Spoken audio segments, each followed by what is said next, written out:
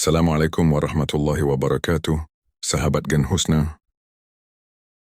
Dulu di masa Rasulullah, ada salah seorang sahabat yang bernama Sya'ban, dan ketika beliau meninggal dunia, beliau mengucapkan 3 kalimat yang hanya Rasulullah sendiri yang tahu arti dari kalimat tersebut. Dan tonton video ini sampai selesai, untuk mengetahui apa maksud dari 3 kalimat yang beliau ucapkan. Namun sebelum melanjutkan videonya, jangan lupa untuk klik like, bagikan video ini sebagai sarana dakwah bagi orang lain. Dan jangan lupa tekan tombol subscribe untuk mendapatkan video-video terbaru dari channel Gen Husna. Terima kasih.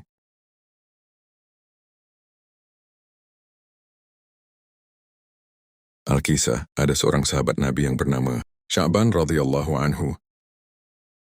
Beliau adalah seorang sahabat yang tidak menonjol dibandingkan dengan sahabat-sahabat yang lain. Ada suatu kebiasaan unik darinya, yaitu setiap masuk masjid sebelum salat berjamaah, beliau selalu beretikaf di pojok depan masjid. Beliau mengambil posisi di pojok, bukan karena supaya mudah bersandaran ataupun tidur, namun karena tidak mau mengganggu orang lain dan tak mau terganggu oleh orang lain dalam beribadah. Kebiasaan ini sudah dipahami oleh sahabat, bahkan oleh Rasulullah Shallallahu Alaihi Wasallam, bahwa Sya'ban radhiyallahu anhu selalu berada di posisi tersebut, termasuk saat salat berjamaah. Suatu pagi saat salat subuh berjamaah akan dimulai, Rasulullah Shallallahu Alaihi Wasallam mendapati bahwa Sya'ban radhiyallahu anhu tidak berada di posisinya. Seperti biasa, Nabi pun bertanya kepada jamaah yang hadir, apakah ada yang melihat Sya'ban? Namun tak seorang pun jamaah yang melihat Sya'ban.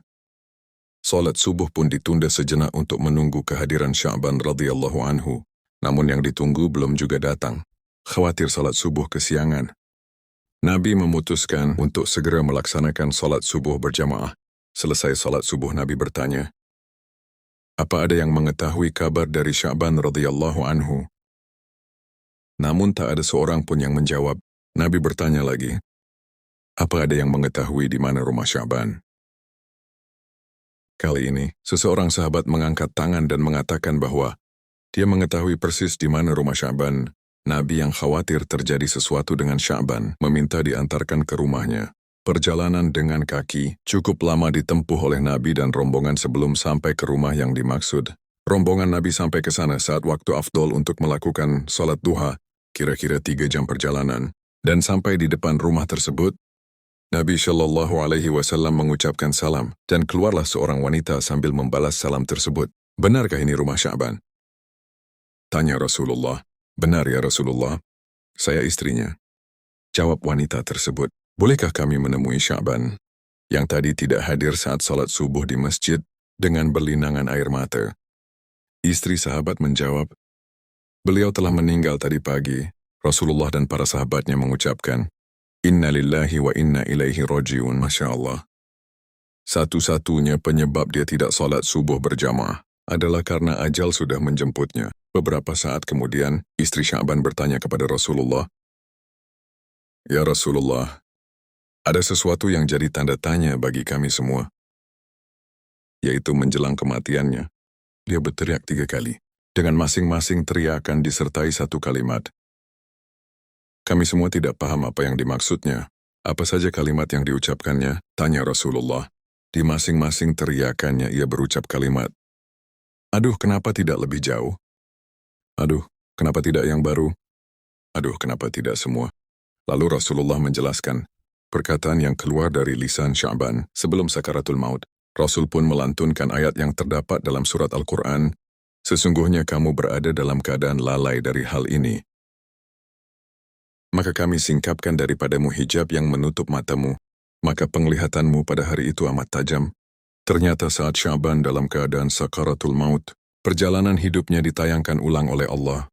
Bukan cuma itu, semua ganjaran dari perbuatannya diperlihatkan oleh Allah. Apa yang dilihat oleh Sya'ban dan orang yang sakaratul maut tidak bisa disaksikan oleh orang lain. Dalam pandangannya yang tajam itu, Sya'ban melihat sesuatu adegan di mana kesehariannya dia pergi pulang ke masjid untuk salat berjamaah 5 waktu. Perjalanan sekitar 3 jam jalan kaki. Sudah tentu bukanlah jarak yang dekat, Dalam tayangan itu pula, Sya'ban radhiyallahu anhu diperlihatkan pahala yang diperolehnya dari langkah-langkahnya ke masjid. Beliau melihat seperti apa bentuk surga dan ganjarannya. Saat melihat itu, beliau berucap, "Aduh, kenapa tidak lebih jauh?" Seakan-akan timbul penyesalan dari dalam diri Sya'ban. Mengapa rumahnya tidak lebih jauh lagi? Supaya pahala yang didapatkan lebih banyak dan surga yang didapatkan lebih indah. Dalam penggalan berikutnya, Sya'ban melihat saat ia akan berangkat sholat berjamaah di musim dingin. Saat ia membuka pintu berhembuslah angin dingin yang menusuk tulang. Dia masuk kembali ke rumahnya dan mengambil satu baju lagi untuk dipakainya. Jadi dia memakai 2 buah baju waktu itu. Sya'ban sengaja memakai pakaian yang bagus ataupun yang baru di dalam, dan yang jelek di luar. Pikirnya jika kena debu sudah tentu yang kena hanyalah baju yang luar. Dan sampai di masjid, dia bisa membuka baju luar dan sholat dengan baju yang lebih bagus. Namun dalam perjalanannya ke masjid, dia menemukan seseorang yang terbaring kedinginan. Dalam kondisi mengenaskan, Sya'ban pun tiba lalu segera membuka baju yang paling luar dan dipakaikan kepada orang tersebut dan memapahnya untuk bersama-sama ke masjid, melakukan sholat berjamaah. Orang itu pun terselamatkan dari mati kedinginan dan bahkan sempat melakukan sholat berjamaah. Sya'ban pun kemudian melihat indahnya surga, yang sebagai balasan memakaikan baju buntutnya kepada orang tersebut. Kemudian dia berteriak, "Aduh, kenapa tidak yang baru?" Timbul lagi penyesalan di benak Sya'ban.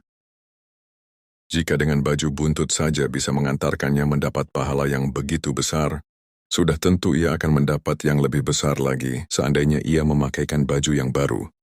Berikutnya Sya'ban melihat lagi sesuatu adegan saat dia hendak sarapan dengan roti yang dimakan, dengan cara mencelupkan dulu ke segelas susu.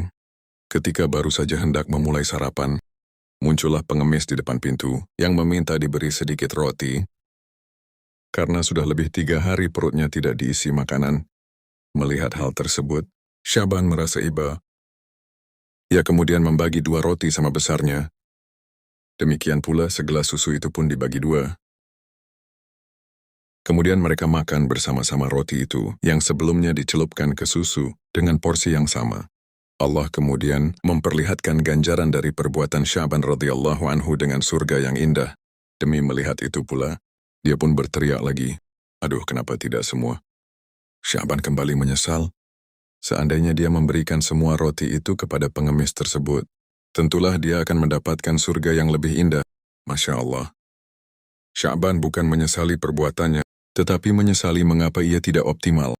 Sesungguhnya, semua kita nanti pada saat sakaratul maut akan menyesal, tentu dengan kadar yang berbeda. Bahkan ada yang meminta untuk ditunda matinya.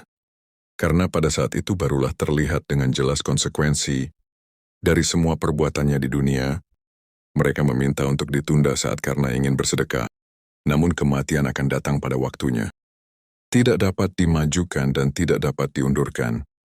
Sering sekali kita mendengar ungkapan hadits berikut ini. Salat Isya berjamaah, pahalanya sama dengan salat separuh malam. Salat subuh berjamaah, pahalanya sama dengan salat sepanjang malam. 2 rakaat sebelum subuh lebih baik daripada dunia dan isinya. Namun lihatlah, masjid tetap saja lenggang. Seolah-olah kita tidak percaya kepada janji Allah. Dan mengapa demikian? Karena apa yang dijanjikan oleh Allah Subhanahu wa Ta'ala itu tidak terlihat oleh mata kita. Pada situasi normal, mata kita tertutupi oleh suatu hijab. Karena tidak terlihat, maka yang berperan adalah iman dan keyakinan bahwa janji Allah tidak pernah meleset. Allah akan membuka hijab itu pada saatnya, saat ketika nafas sudah sampai di tenggorokan. Sya'ban radhiyallahu anhu telah menginspirasi kita bagaimana seharusnya menyikapi janji Allah tersebut. Beliau ternyata tetap menyesal sebagaimana halnya. Kita pun juga akan menyesal. Namun penyesalannya bukanlah karena tidak menjalankan perintah Allah. Penyesalannya karena tidak melakukan kebaikan dengan optimal. Dan sudahkah kita semua siap menghadapi apa yang akan pasti kita hadapi, yaitu sakaratul maut? Atau masih sibuk dengan urusan dunia yang pasti kita tinggalkan? Dan semoga kita semua selalu bisa mengoptimalkan kebaikan-kebaikan di setiap kesempatan. Amin ya Rabbal Alamin.